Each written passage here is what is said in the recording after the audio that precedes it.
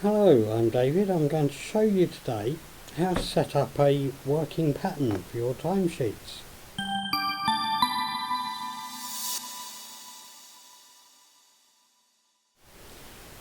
This is done through the administration area, and you go to MyTime and you look at working patterns. And you'll see we have various working patterns set up depending on what department the users are in. I need to set up a new one today because we now have workers that are on site that we need to have recording their time.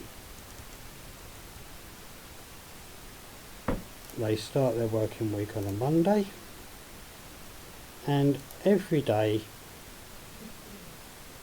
they're going to be following and using the working pattern rule Monday to Friday on site. All we have to do is add that working pattern rule, and then Saturday and Sunday we just use the standard weekend hours. If you don't have a suitable working pattern rule set up, it is possible to add a new one by clicking on that plus button. And there is another help article available showing you in detail how to set up these rules.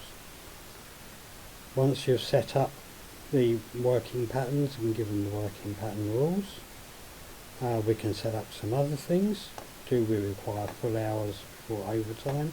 That means that they have to have worked a full working week's worth of hours before they can claim any overtime for a particular day. We can have automatic submission of timesheets.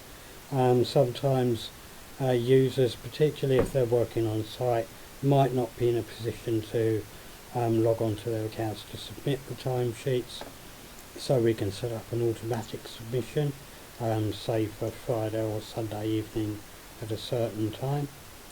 There are also occasions when your workers may not always be able to clock out for whatever reason, so you can set an automatic clock out at a specific time. Once you've set this up, you also need to set up the timesheet generation. So you'll click on the button down here, and we need to put in some details. We need to start it, so going for the future, we would set it, say for the first, we know that they're going to start on the 27th of September. We know how long it's going to go on for. In this case we're just going to run it as far into the future as we can. Just save that, and that's everything set up, so just click save, and that's your new working pattern set up.